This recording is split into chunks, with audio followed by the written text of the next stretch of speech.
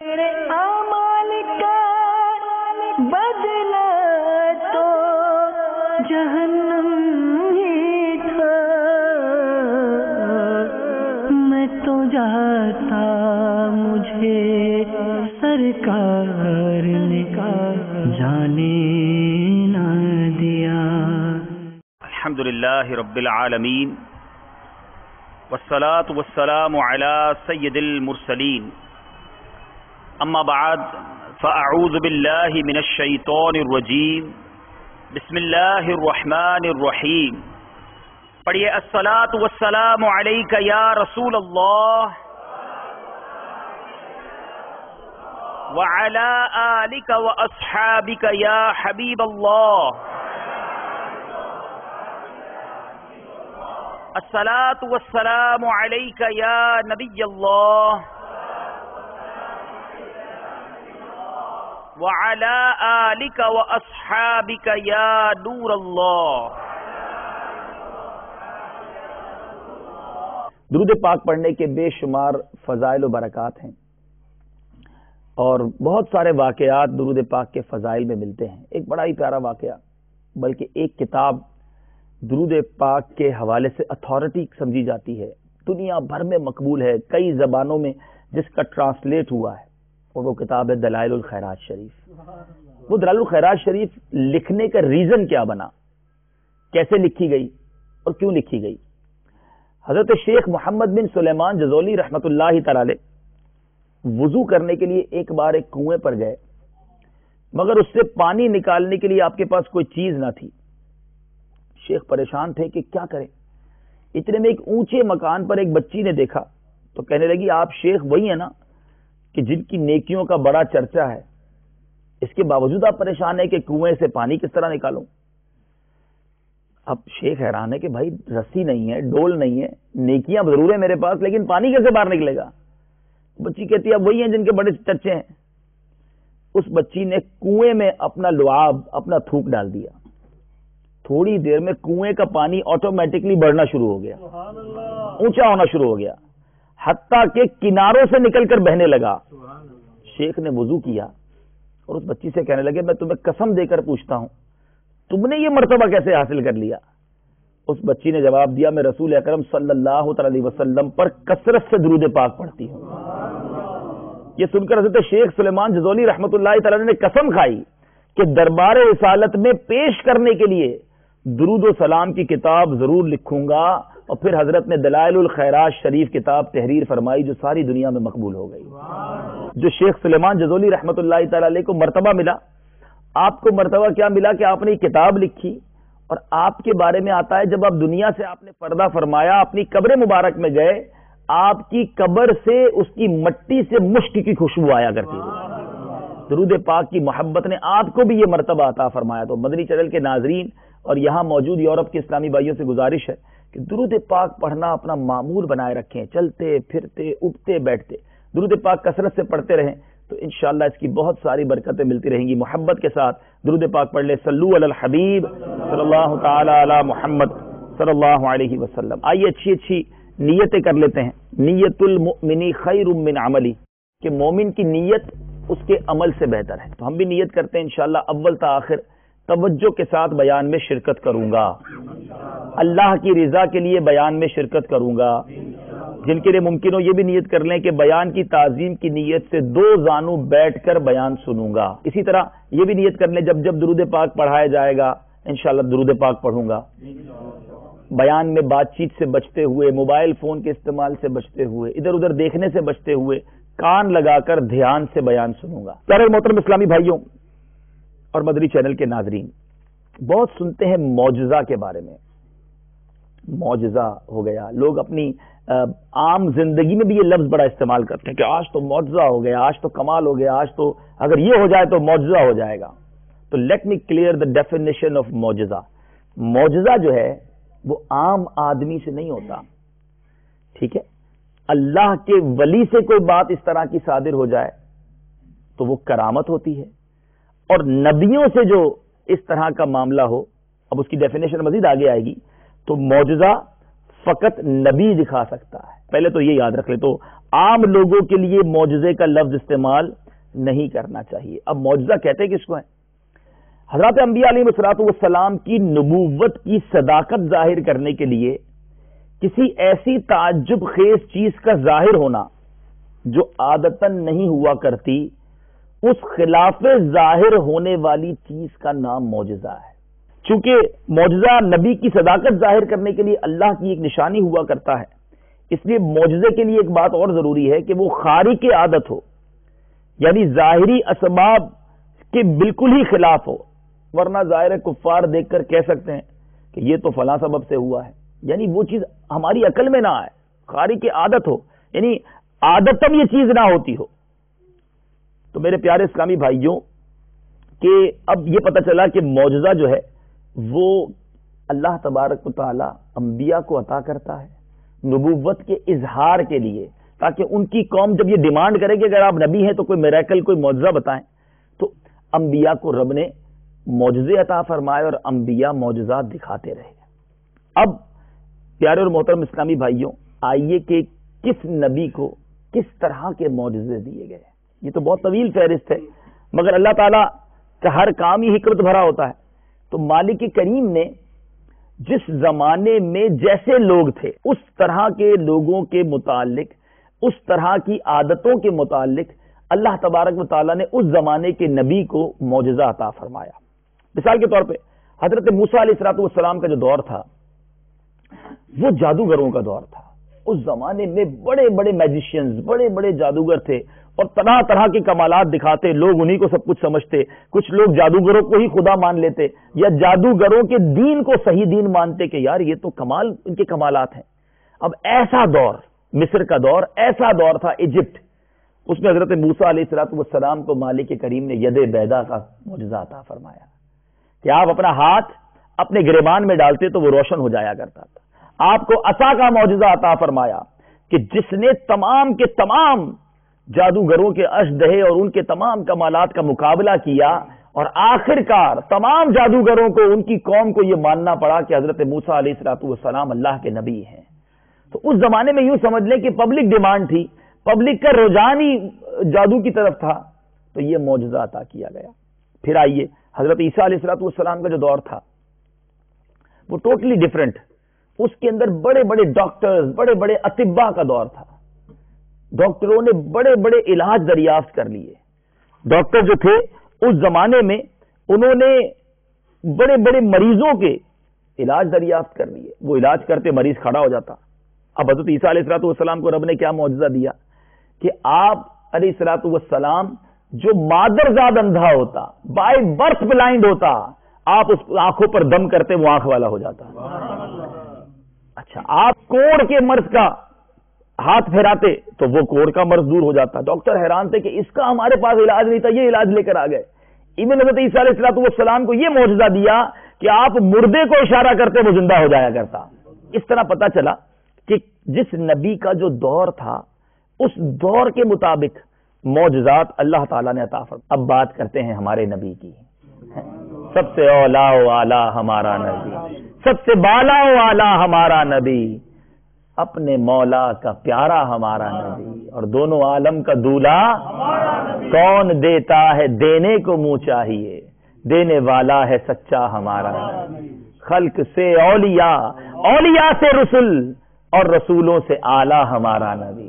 اب پیارے آقا کی بات کریں تو میرے پیارے اور محترم اسلامی بھائیوں، یاد رکھیے سرکار دو عالم صلی اللہ تعالی علیہ وسلم ایسا دین لے کر آئے جو اولین کے لیے بھی ہے، آخرین کے لیے بھی ہے۔ آپ کا کوئی دور مختصر نہیں ہے۔ میرے آقا علیہ السلام کے دور سے لے کر پھر قیامت تک، صبح قیامت تک یہ میرے آقا کا دور ہے۔ ہر نبی کا ایک ٹائم پیریڈ تھا نا، دوسرے نبی کے آنے سے پہلے پہلے ان کا دور پورا ہو گیا، مگر میرے آقا علیہ السلام کا دور صبح قیامت تک جاری رہے گا۔ تو اب اللہ تبارک و تعالی نے تمام انبیاء کو جتنے معجزے عطا کیے تھے وہ سارے میرے آقا کو عطا فرمائے، اور صرف وہی عطا نہ کیے بلکہ کچھ اسپیشلٹیز جس کو خصائص کبریٰ اور خاص پیارے آقا علیہ السلام کو دیے جانے والے معجزات کہا جاتا ہے، وہ بھی عطا فرمائے۔ تو میرے پیارے اور محترم اسلامی بھائیوں، اب بات کرتے ہیں نبی پاک صلی اللہ تعالی علیہ وسلم کے معجزات کی۔ سچی بات تو یہ ہے کہ دنیا کی کوئی کتاب دنیا کی کوئی تحریر، دنیا کا کوئی بیان نبی پاک صلی اللہ تعالی علیہ وسلم کے تمام معجزات کا احاطہ نہیں کر سکتا، اس کو ڈیفائن نہیں کر سکتا، تو اب پورا بیان تو نہیں کر سکتا، لیکن اس کو چھوڑتے بھی نہیں، بلکہ برکتیں لینے کے لیے آقا کا تذکرہ خیر کرتے ہیں کہ نبی پاک صلی اللہ تعالی علیہ وسلم کو رب نے کیسے کیسے معجزے عطا فرمائے۔ میرے پیارے اور محترم اسلامی بھائیوں، اب پیارے آقا کا دور کون سا تھا؟ اب سوال آئے گا ذہن میں کہ حضرت عیسیٰ علیہ السلام کے دور میں جناب طب کا دور تھا، حضرت موسیٰ علیہ السلام کے دور میں جادوگروں کا دور تھا، حضرت صالح علیہ السلام کے دور میں سنگ تراشوں کا دور تھا، پیارے آقا کے وقت میں کون سا دور تھا؟ اس دور میں کیا وقت تھا اور کیا لوگوں کا ذہن تھا؟ دیکھیں، پہلے تو یہ کلیئر ہو جائے کہ نبی پاک صلی اللہ تعالی علیہ وسلم کا جو ایرا ہے، جو دور ہے، وہ آج سے 1450-1500 سال سے لے کر آج تک اور صبح قیامت تک جاری ہے، ساری سرکار کی امت ہے۔ تو پیارے اللہ عز و جل نے نبی پاک صلی اللہ علیہ وسلم کو وہ تمام معجزات عطا کر دیے کہ جس طرح کے بھی لوگ آئیں گے وہ سر خم کر لیں گے کہ میرے آقا نبی ہیں، یہ ان کا معجزہ ہے۔ اس دور کی بات کریں، اس دور میں کیا تھا؟ بڑے بڑے فصحا، بلغا، شاعر، پوئٹس، ادبی لوگ تھے نا، وہ اپنی تحریروں پر بڑا ناز کرتے تھے، اپنے الفاظوں پر بڑا ان کے کمال حاصل تھا، کمانڈ تھی ان کے پاس، اور وہ چیک کیا کرتے تھے۔ بلکہ روایتوں میں آتا ہے کعبے کی دیواروں پر شاعر آ کر اپنا اپنا کلام لٹکاتے، اچھا سب آ کے دیکھتے، پڑھتے، پھر دوسرا شاعر اس کے مقابلے میں اپنا کلام لٹکا دیتا، تو سب کہتے بھائی یہ بہت ٹاپ کا ہے، تو باقی سارے اپنا اپنا کلام اتار کے لے جاتے۔ تو جو ٹاپ کلام ہوتا تھا، جو نمبر 1 ہوتا تھا، وہ کعبے کی دیوار پہ باقی رہتا تھا۔ میرے آقا علیہ الصلوۃ والسلام کو رب نے قرآن مجید کا تحفہ عطا فرمایا، وہ کلام عطا کیا۔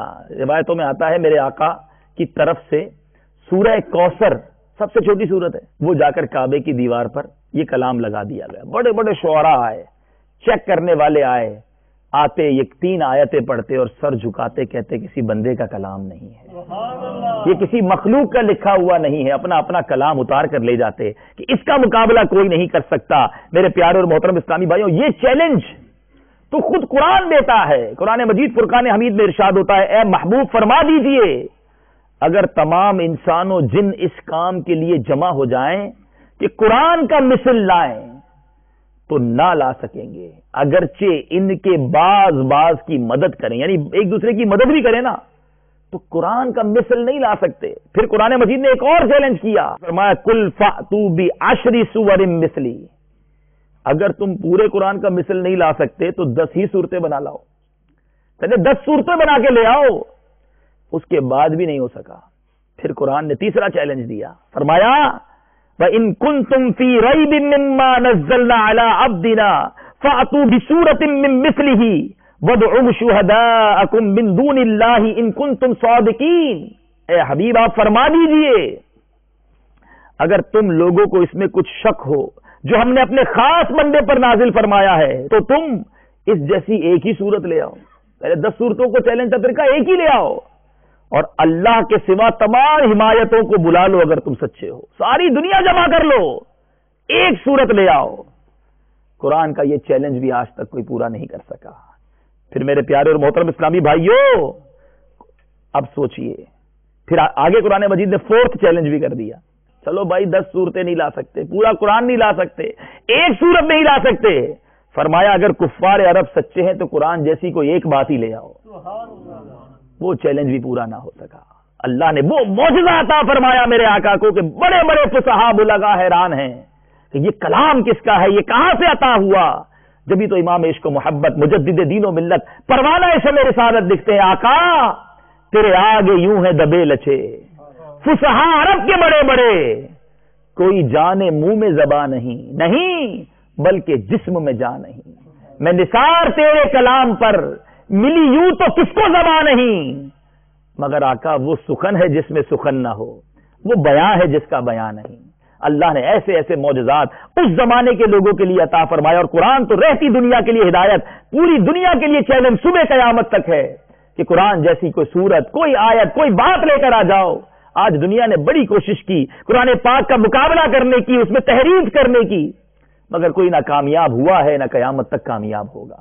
قرآن کی حفاظت کا ذمہ خود رب نے لیا ہے، دنیا میں کوئی ایسی کتاب نہیں ہے میرے پیارے اور محترم اسلامی بھائیوں جس کے کروڑوں حافظ ہوں۔ الحمدللہ آج 1500 سال کم و بیش ہو گئے، مگر ایک زبر زیر پیش میں بھی قرآن پاک میں تبدیلی نہیں ہوئی ہے اور انشاءاللہ قیامت تک نہیں ہوگی۔ تو بہرحال میرے پیارے اسلامی بھائیوں، معجزات نبی کی بات ہو رہی ہے، اور معجزہ میرے آقا کو رب نے اتنے عطا فرمائے کہ جس کو میں نے کہا نا کاؤنٹ بھی نہیں کر سکتے۔ زمین پر رہ کر آسمانوں پر کنٹرول، سبحان اللہ۔ کفار مکہ آتے ہیں، اے محمد صلی اللہ تعالی علیہ وسلم اللہ کے سچے نبی ہو تو کوئی معجزہ دکھاؤ۔ میرے آقا نے چاند کی طرف اشارہ فرمایا، 2 ٹکڑے فرما دیا، ہزاروں میل دور چاند ٹکڑے ہو گیا۔ کہتے ہیں توڑ تو دیا ہے، اب جوڑ کر بھی بتاؤ۔ نبی پاک نے اشارہ کیا، چاند پھر جڑ گیا۔ آپ دیکھیں کہ معجزات کی کیٹیگری کیا ہے، بندہ زمین پر ہے اور اشارہ کرے تو چاند ٹکڑے ہو جایا کرے۔ سورج کا واقعہ بھی بیان کر دوں۔ مقام صحبہ مولا علی کرم اللہ تعالی وجہ الکریم کی گود میں پیارے آقا آرام کر رہے ہیں، نماز کا وقت جا رہا ہے۔ مولا علی کا ایمان کہتا ہے کہ نماز جاتی ہے تو چلی جائے، نبی کا آرام میں خلل نہیں پڑنا چاہیے۔ پتا چلا کہ آقا کی اطاعت سب کچھ ہے، یہ راضی ہے تو رب راضی ہو جائے گا۔ وقت چلا گیا، اے علی کس بات نے افسردہ کر دیا کہ آقا جب سے علی ایمان لایا ہے نماز نہیں گئی۔ میرے آقا نے ہاتھ اٹھائے، دعا کی۔ دنیا کے ایسٹرونالسٹ حیران ہیں کہ سورج ہمیشہ ایسٹ سے نکلا ہے، ویسٹ میں غروب ہوا ہے، مگر مدینے والے کے ہاتھ اٹھتے ہیں تو سورج اب مغرب سے طلوع ہو جاتا ہے۔ کہا علی دوبارہ نماز پڑھ لو۔ معجزات کا آپ عالم دیکھیے کہ زمین پر ہیں مگر آسمانوں پر کنٹرول ہے۔ پہاڑ، میرے نبی پاک صلی اللہ علیہ وسلم کے کنٹرول اور معجزات کی بات دیکھیں۔ ایک بار احد شریف پہ گئے، اللہ تعالیٰ آپ سب کو مدینہ پاک کی حاضری عطا فرمائے۔ اللہ تعالیٰ احد پہاڑ دیکھنا نصیب فرمائے کہ وہ پہاڑ ہے جو 9 میل لمبا پہاڑ ہے، اور اس کے بارے میں میرے آقا فرماتے ہیں احد مجھ سے پیار کرتا ہے، میں اس سے پیار کرتا ہوں اور میرے ساتھ جنت میں جائے گا۔ اب علماء بڑی پیاری ڈیبیٹ کرتے ہیں اس میں کہ پتھر، سٹون ہے نا پہاڑ، پتھر نبی سے پیار کرے تو جنت میں چلا جائے، نبی کا امتی پیار کرے تو کیوں جنت میں نہ جائے گا؟ بات پیار کی ہے، بات عشق کی ہے۔ ارے پتھر پیار کرے تو آقا کہیں میرے ساتھ جنت میں جائے گا۔ اے غلامان مصطفیٰ، آقا سے محبت اپنا شیوا بنا لو، انشاءاللہ اپنے پیچھے جنت میں لے جائیں گے۔ احد پر گئے میرے آقا، کون کون ساتھ ہیں؟ حضرت ابوبکر صدیق، عثمان غنی، حضرت عمر فاروق، آئے ہائے، 3 خلفاء، جید صحابہ اور میرے آقا۔ احد جھومنے لگ گیا۔ کچھ راوی لکھتے ہیں زلزلہ آ گیا، اور عشاق لکھتے ہیں احد شریف اپنی قسمت پر ناچ کر کے جھومنے لگا۔ میرے آقا نے کیا کیا؟ زلزلہ آیا ہے، دماغ عقل تو کہتی ہے بھائی جلدی جلدی اتر جاؤ پہاڑ سے، کہیں کوئی نقصان نہ ہو جائے۔ میرے آقا نے احد کو ٹھوکر ماری، اپنے پیر سے ٹھوکر ماری اور کہا احد رک جا، تجھ پر ایک نبی، ایک صدیق اور 2 شہید موجود ہیں۔ سیاہ ستہ میں یہ حدیث پاک موجود ہے۔ میں اس پہ آگے آؤں گا کہ پہاڑ پر کنٹرول کیسا تھا، احد کا زلزلہ رک گیا۔ علماء یہاں بھی ایک بحث کرتے ہیں، بھائی صدیق تو سمجھ آتا ہے، حضرت ابوبکر تھے، نبی بھی سمجھ آتا ہے پیارے آقا خود سے، یہ 2 شہید کہاں سے آ گئے؟ وہ دونوں صحابہ تو زندہ ہیں اور میرے آقا آنے والی خبر دے رہے ہیں کہ یہ دونوں صحابی شہید ہوں گے، حضرت عمر بھی شہید ہوں گے، عثمان غنی بھی شہید ہوں گے۔ کہتے احد رک جا، تجھ پر ایک نبی، ایک صدیق اور 2 شہید موجود ہیں۔ میرے نبی آنے والی خبروں کو جانتے تھے، اور کوئی غیب کیا تم سے نہا ہے بھلا، جب نہ خدا ہی چھپا تم پہ کروڑوں درود۔ بہرحال احد کا زلزلہ رک گیا۔ میرے آقا کا کنٹرول پہاڑوں پر بھی ہے، اور اعلیٰ حضرت اس معجزے کی کتنی پیاری یاد بناتے ہیں، فرماتے ہیں ایک ٹھوکر سے احد کا زلزلہ جاتا رہا، ایک ٹھوکر سے احد کا زلزلہ جاتا رہا، رکھتی ہے کتنا وقار اللہ اکبر ایڑیاں۔ میرے آقا کی ایڑیوں کا یہ کمال ہے کہ ٹھوکر لگائے تو احد ساکت ہو جائے۔ کس کس معجزے کی بات کی جائے، درختوں پر کنٹرول، آسمانوں پر کنٹرول۔ اب آئیے درختوں کی بات کرتے ہیں۔ ایک اعرابی نبی پاک کے دربار میں حاضر ہوا، کہا اے محمد اللہ کے سچے نبی ہو، کوئی نشانی بتاؤ۔ میرے آقا نے کہا وہ دور جو درخت کھڑا ہے اگر وہ یہاں آ کر میری نبوت کی گواہی دے دے پھر تو مان جاؤ گے؟ کہتا جی بالکل مان جاؤں گا۔ میرے آقا علیہ الصلوۃ والسلام نے اشارہ کیا، درخت زمین کو چیرتا ہوا نبی پاک کے دربار میں حاضر ہو کر گواہی دیتا ہے کہ میں گواہی دیتا ہوں اللہ کے سچے نبی ہیں آپ۔ تو عربی کلمہ پڑھ کر مسلمان ہو گئے۔ میرے آقا علیہ الصلوۃ والسلام کے جسم اطہر کی بات کریں، بات بہت طویل ہو جائے گی۔ معجزات میں نے کہا نا اتنے ہیں کہ چند گھنٹے چند دن، ہماری زندگیاں تھوڑی ہیں، مگر معجزات کی بات کریں اور ابو ہریرہ رضی اللہ تعالیٰ عنہ کی بات نہ کریں۔ اس پیالے کی بات نہ کریں تو بات ادھوری رہ جائے گی. اصحاب صفہ سبحان اللہ، بڑے پیارے اصحاب آقا کے. پھر دعا کرتا ہوں اللہ تعالیٰ مدینے کی حاضری عطا فرمائے. جب باب جبرائیل سے اندر جائیں گے نا انشاءاللہ تو سامنے اصحاب صفہ کا وہ چبوترا اپنی یاد اپنے جلوے لٹا رہا ہے. وہی اصحاب صفہ کا چبوترا ہے جہاں اصحاب صفہ بیٹھا کرتے علم دین سیکھنے کے لیے، گھر بار چھوڑا ہوا تھا. ابو ہریرہ بھی انہی میں سے، کم و بیش 70 کے قریب وہ صحابہ. روایتوں میں الفاظ ہیں ابو ہریرہ کہتے ہیں بھوک سے برا حال ہے، بہت زیادہ پریشانی، بہت بھوک، دکاہت تاری. پیارے آقا علیہ الصلوۃ والسلام حجرہ مبارک سے نکلے، میری طرف دیکھا، مسکرائے اور کہا ابو ہریرہ میرے پیچھے آ جاؤ. میں نے کہا اب لگتا ہے کچھ آسرا ہو جائے گا، کئی دنوں کا بھوکا ہوں، پیاسا ہوں. پیارے آقا کے پیچھے پیچھے گئے، کاشانہ اقدس میں گئے. پھر آقا نے اپنے گھر میں پوچھا کہ گھر میں کچھ کھانے کو ہے؟ گھر والوں نے کہا کہ ابھی ایک صحابی دودھ کا ایک پیالہ دے گئے ہیں. پیارے آقا مدینے والے مصطفیٰ صلی اللہ تعالی علیہ وسلم نے ابو ہریرہ سے کہا ہے ابو ہریرہ جاؤ اصحاب صفہ کو بلا لاؤ. اس طرح کے الفاظ روایتوں میں موجود ہے. ابو ہریرہ کہتے ہیں میرا خود ہی برا حال تھا، بھوک سے پریشان، ایک ہی پیالہ دودھ کا اور 70 صحابہ، مگر نبی کا حکم ہے. میں نے کہا یہ سب آ جائیں گے تو مجھے کیا ملنا ہے، لیکن اب آقا کا حکم ہے. میں گیا جا کے اصحاب صفہ کو کہا چلو پیارے آقا نے دعوت کی ہے. سب کو لے کر نبی پاک صلی اللہ علیہ وسلم کے کاشانے پر آ گیا. پیارے آقا نے کہا ابو ہریرہ پیالہ لو اور سب کو باری باری دودھ پلاؤ. ابو ہریرہ کہتے ہیں ویسے ہی میرا بھوک سے برا حال ہے، پیالہ بھی ایک ہے، 70 صحابہ ہیں اور مجھے ہی کہا جا رہا ہے سب کو پلاؤ. بہرحال میرے آقا کا حکم ہے. ایک صحابی کے پاس گئے، کہا لو دودھ پیو.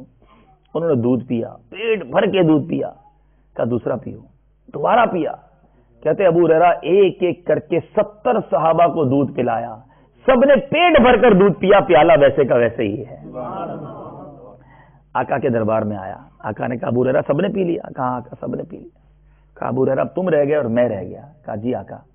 کہا اب تم پیو. کہتے ہیں میں نے بسم اللہ شریف پڑھی اور خوب دودھ پیا، بھوک بھی بڑی تھی، پیٹ بھر کے دودھ پیا. جب فارغ ہوا پیارے آقا نے فرمایا ابو ہریرہ اور پیو. کہتے میں نے اور پیا. جب فارغ ہوا کہتے آقا ابو ہریرہ اور پیو. میں نے اور دودھ پیا. کہتے اب جگہ نہیں بچی. آقا کہتے ابو ہریرہ اور پیو. کہا یا رسول اللہ اب جگہ نہیں ہے، میں پورا فل ہو گیا ہوں. اب آقا نے پیالہ لیا، بسم اللہ شریف پڑھی، اللہ کی حمد و ثنا بیان کی اور پورا دودھ میرے آقا نوش فرما گئے. کس معجزے کی بات کروں میں؟ اب یہ معجزہ ہو، میرے آقا کا کمال ہو اور قلم اعلیٰ حضرت خاموش رہ جائے، یہ بھی نہیں ہو سکتا. اعلیٰ حضرت لکھتے ہیں کیوں جناب ابو ہریرہ کیسا تھا وہ جام شیر. شیر کہتے ہیں دودھ کو. ابو ہریرہ سے سوال کرتے ہیں اعلیٰ حضرت کیوں جناب ابو ہریرہ کیسا تھا وہ جام شیر جس سے 70 صاحبوں کا دودھ سے منہ پھر گیا. علماء بحث کرتے ہیں کہ جو پیارے آقا کے اتنے سارے معجزات ہیں، لیکن نبی پاک کا جو کیلیبر ہے، جو سٹیٹس ہے، جو مقام ہے، اس مقام اور مرتبے کے مطابق کون سا معجزہ ہے جو ٹاپ کلاس جس کو آپ کہیں؟ تو علماء کہتے ہیں 2 معجزات ایسے ہیں جو پیارے آقا کے مقام و مرتبے کی میچنگ کے ہیں، اور وہ ہے معراج اور دوسرا ہے قرآن پاک. یہ وہ معجزے ہیں جس پر عقل حیران ہے، نو ڈاؤٹ ایکسٹریم اور بڑے عظیم و شان معجزات. معراج میں میرے آقا علیہ الصلوۃ والسلام ام ہانی کے گھر ہیں. رات کے تھوڑے حصے میں قرآن کہتا ہے معراج کے لیے اللہ تعالیٰ فرماتا ہے پاک ہے وہ ذات جو لے گئی اپنے بندے کو رات کے تھوڑے سے حصے میں. کہاں؟ مسجد اقصی. اور پھر پیارے آقا نے آ کر فرمایا میں زمین و آسمان کی سیر کر کے آیا، جنت کا مشاہدہ کر دیا، بیت المقدس ہو کر آ گیا. اب یہ معجزہ پتہ ہے کون سا معجزہ ہے؟ اللہ کو معلوم ہے، اللہ سب جانتا ہے کہ میرے نبی کے دور میں سائنٹسٹ بھی پیدا ہوں گے، بڑے بڑے دنیا بھر کی فیسلٹیز اور سافٹ ویئر بھی آئیں گے. میرا رب سب جانتا ہے کہ نبی کے امتی، نبی کے غلاموں کے ہاتھ میں ایسے ایسے سافٹ ویئر، ایسے ایسے ایجادات آ جائیں گی کہ جناب اس کا جواب کیا ہوگا. کوئی ایسا معجزہ بھی ہونا چاہیے جو تمام سائنٹسٹ کے لیے، تمام دنیا کے ترقی کرنے والوں کا جواب ہو. ارے بتائیے جتنی دنیا تیز ترقی کر جائے کوئی یہ دعویٰ نہیں کر سکتا ٹھیک ہے چاند پر لوگ پہنچ گئے، میرے نبی کتنی دیر میں یہ سب کر کے آئے معلوم ہے؟ کبھی آپ دروازہ کھولیں تو کوئی کنڈی وغیرہ ہلتی ہے لیکن چند سیکنڈز کے لیے. روایتوں میں آتا ہے میرے نبی بیت المقدس، 7 آسمان کی سیر، رب سے ملاقات، جنت کی سیر، یہ سارے کام کر کے جب گھر واپس آئے تو وہ کنڈی ابھی تک ہل رہی تھی، وہ بستر ابھی تک گرم تھا جس بستر کو چھوڑ کر گئے ہیں. گویا دنیا کی تاریخ، دنیا کا ٹائم رک چکا تھا اور نبی پاک ساتوں زمین و آسمان کی سیر کر کے آ گئے. یہ کیوں ہوا؟ یہ کیسے پاسبل ہے؟ علماء کہتے ہیں کہ جب کسی چیز سے جان ہی نکل جائے تو وہ جسم رک جاتا ہے. تو نبی پاک ساری دنیا کی جان ہے، جان ہے وہ جہان کی. ارے جان ہے تو جہان ہے. جب جان ہی دنیا سے آگے چلی گئی تو ساری دنیا رک گئی تھی. پھر کیا ہوا اس رات؟ بہت کچھ ہوا.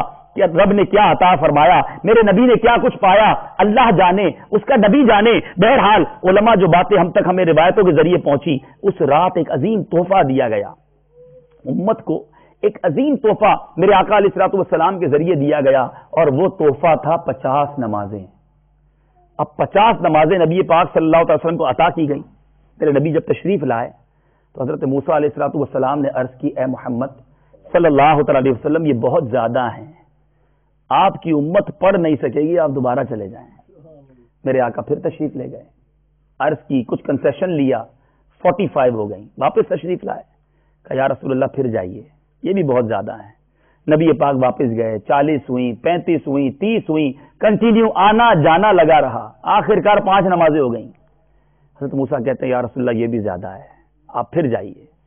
میرے نبی فرماتے ہیں اب مجھے شرم آتی ہے، اپنے رب سے شرم آتی ہے. اور یہاں یہ خیالات ہیں. اور رب کی طرف سے کیا اعلان ہوا؟ فرمایا محبوب ہمارے کلمات تبدیل نہیں ہوتے. 50 نمازیں فرض کی گئیں، 5 کر دی گئیں، لیکن تمہارا جو امتی 5 نمازیں پڑھے گا اسے 50 نمازوں کا ثواب دیا جائے گا.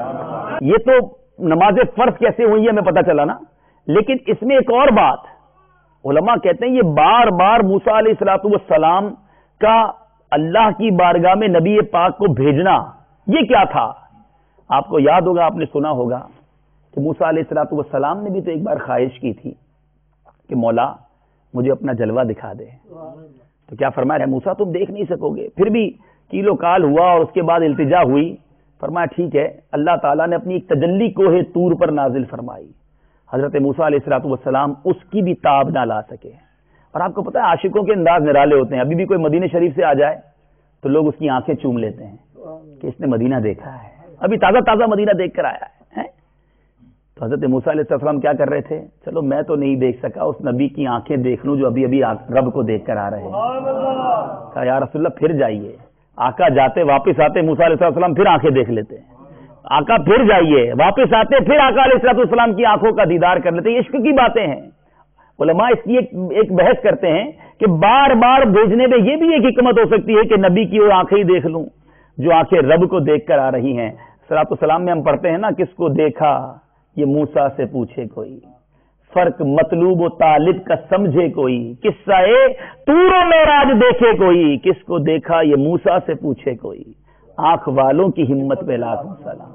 تو وہاں تو التجا ہے اور یہاں بلاوا ہے. اعلیٰ حضرت لکھتے ہیں نا، تبارک اللہ شان تیری تجھی کو زیبا ہے بے نیازی، کہیں تو وہ جوش لن ترانی اور کہیں تقاضے وصال کے تھے. کہیں منع کیا جا رہا ہے نہیں دیکھ سکو گے، اور کہیں جبریل کو بھیجا جا رہا ہے کہ جبریل جاؤ میرے محبوب کو لے کر آ جاؤ. بڑھ اے محمد قریب آ سرور ممجد، تمہاری خاطر کشادہ ہے جو کلیم پر بند راستے تھے، جو راستے موسیٰ کے لیے بند تھے محبوب آج تمہارے لیے کھلے ہوئے ہیں. تو بہرحال میرے آقا پر بہت سارے انوار و تجلیات کی بارش ہوئی. اور اعلیٰ حضرت عشق کے الفاظ میں بڑی پیاری بات لکھتے ہیں. چاند سے مخاطب ہو کر کہتے ہیں کہ میرے آقا جب چلے تھے 27ویں تاریخ کو، آپ نے دیکھا ہوگا چاند نہیں ہوتا، تو اعلیٰ حضرت کا عشق بھی نرالا ہے. کہتے ہیں ستم کیا کیسی مت کٹی تھی کمر، وہ خاک ان کے رہ گزر کی اٹھانا لایا کہ ملتے ملتے یہ داغ سب دیکھنا دھلے تھے. اے چاند تو بھی اس دن موجود ہوتا، آقا گزرتے ان کے قدموں کی خاک توڑی اٹھا کے اپنے منہ پہ مل لیتا، جو تیرے پر داغ ہے وہ بھی ختم ہو گئے ہوتے. آج چاند داغدار ہے نا. حضرت کہتے ہیں ستم کیا کیسی مت کٹی تھی، ارے کمر وہ خاک ان کے راہ گزر کی اٹھانا لایا کہ ملتے ملتے یہ داغ سب دیکھنا مٹے تھے. آئے ہائے اعلیٰ حضرت کے عشق پر ہماری جانیں قربان. بہرحال معراج کی بات کیا کیا کریں. اب معراج کی رات ایک تو نماز کا تحفہ ملا. میرے آقا نے کچھ جنت کے نظارے تو فرمائے، جہنم کے طبقات کو بھی ملاحظہ فرمایا. شب معراج میرے آقا کا ایسی قوم سے گزر ہوا جن کے سر پتھر سے پھوڑے جا رہے تھے، سر پھوڑے جاتے، پھر وہ اپنی اصلی حالت پر آ جاتے، پھر یہی عذاب شروع ہو جاتا۔ میرے آقا نے فرمایا جبریل یہ کون لوگ ہیں؟ میرے آقا سے جبریل امین نے عرض کیا آقا یہ وہ لوگ ہیں جو نماز سے غفلت کرتے ہیں۔ اے نبی پاک کے غلاموں، اے عشق رسول کا دم بھرنے والوں، ایک تو معراج کا تحفہ نماز ہے، اور معراج ہی کی رات نبی پاک نے دیکھا کہ وہ لوگ ایسے عذاب میں مبتلا ہوں گے کہ جن کے سر پھوڑے جا رہے ہیں۔ کیا پھر بھی ہم نماز نہیں پڑھیں گے؟ پھر بھی ہم نماز کی پابندی نہیں کریں گے؟ اسی طرح ایک قوم پر میرے آقا کا گزر ہوا، سامنے ایک ہنڈیا پر پکا ہوا گوشت رکھا ہوا اور ایک ہنڈیا میں کچا سڑا ہوا گوشت۔ وہ سڑا ہوا خبیث گوشت تو کھاتے تھے، صاف ستھرا گوشت نہیں کھاتے۔ میرے آقا نے فرمایا یہ کون لوگ ہیں؟ جبریل نے عرض کیا یہ وہ مرد ہیں جن کے پاس حلال بیوی ہوتے ہوئے بھی یہ بدکار عورتوں کے پاس رات گزارتے ہیں، اور وہ عورتیں جو اپنے حلال شوہر کو چھوڑ کر بدکار مرد کے پاس رات گزارے۔ اے بدکاری کرنے والوں، بے حیا عورتوں سے دوستیاں کرنے والوں، سنو سنو، یہ معراج کی رات ہمیں کچھ میسج دے رہی ہے۔ میرے آقا علیہ الصلوۃ والسلام کا ایک قوم سے گزر ہوا جو خون کی نہر میں تیر رہی تھی، کنارے پر پہنچتے انہیں دھکا دے دیا جاتا، پھر خون کی نہر میں چلے جاتے۔ کہا جبریل کون لوگ ہیں؟ کہا آقا یہ سود خور ہیں۔ اے انٹرسٹ کا کام کرنے والوں، اے سود پر اپنے کاروبار کی تعمیر کرنے والوں، سنو اور توبہ کر لو۔ یہ دنیا بہت مختصر ہے، یہاں بے حیائی کر کے، یہاں حرام کما کے، یہاں نمازیں چھوڑ کے، یہاں جناب ماں باپ کو ستا کر، یہاں مسلمانوں کا حق مار کر زندگی تو گزر جائے گی، مگر قبر میں ہم سب کو جانا ہے۔ اور قبر یاد رکھیے فقط دو طرح کی ہوتی ہے، یا تو جنت کے باغوں میں سے ایک باغ ہوتی ہے، یا تو دوزخ کے گھڑوں میں سے ایک گھڑا۔ آپ اور میں غور کریں کہ میں نے اب تک زندگی کیسی گزاری ہے۔ دیکھیں یہ تو طے ہے نا، ہم سب نے دنیا سے جانا ہے، آج بھی ہم میں سے کوئی جا سکتا ہے۔ ذرا اپنے آپ سے کوسچن کر لیجئے، اگر آج چلے گئے تو میری قبر جنت کا باغ ہوگی یا دوزخ کا گھڑا؟ دنیا ہی میں رہ کر قبر اچھی کرنی ہے میرے پیارے اسلامی بھائیوں۔ یہ معراج کا واقعہ ہمیں پکار پکار کر کہہ رہا ہے کہ میرے نبی کو یہ معراج کی رات نماز کا تحفہ ملا ہے، مگر آج مسلمان کے پاس نماز پڑھنے کے لیے ٹائم نہیں۔ کہتا ہے جاب سے چھٹی نہیں ملتی، نماز سے کیوں کہتے ہو کہ مجھے کام ہے؟ اپنے کام سے کہو کہ مجھے نماز پڑھنی ہے۔ آج نیت کر لیجئے کہ آج کے بعد ہماری کوئی نماز قضا نہیں ہوگی۔ ایسی پکی نیت کریں، ایسا نعرہ بلند کریں کہ شیطان یہاں سے دور سے بھاگ جائے، آج کے بعد ہماری کوئی نماز قضا نہیں ہوگی۔ اب آپ نے بے حیائی کا عذاب بھی سن لیا، زبان درازی کا بھی سن لیا، آپ نے پیارے آقا علیہ الصلوۃ والسلام کی زبانی جہنم کے عذاب سنے۔ آج نیت کر لو آج کے بعد حرام روزی نہیں کماؤں گا، آج کے بعد بد نگاہی نہیں کروں گا، فلمیں ڈرامے گانے باجے نہیں دیکھیں گے۔ میرے پیارے اسلامی بھائیوں، یہی دعوت اسلامی کا میسج ہے کہ مسلمان دنیا میں رہ کر اپنی آخرت بہتر کر لے، کہیں ایسا نہ ہو کہ بعد میں شرمندہ ہونا پڑے، بعد میں پچھتانا پڑے۔ دنیا جو ہے یہ دار العمل ہے، آخرت دار الجزا ہے۔ روایتوں میں آتا ہے دنیا سے جانے کے بعد نیک بھی پچھتائے گا اور گناہگار بھی پچھتائے گا۔ عرض کی گئی حضور نیک کیسے پچھتائے گا؟ گناہگار کو پچھتانا تو سمجھ آتا ہے۔ فرمایا گناہگار تو اس لیے پچھتائے گا کہ بڑے گناہ کر لیے، اور نیک اس لیے پچھتائے گا کہ کچھ اور نیکیاں کر لیتا، فضول وقت نہ گزارتا۔ تو آئیے دعوت اسلامی کے مدنی ماحول سے وابستہ ہو جائیں۔ میرے اعمال کا بدلہ تو جہنم ہی تھا، میں تو جاتا مجھے سرکار نے کہا جانے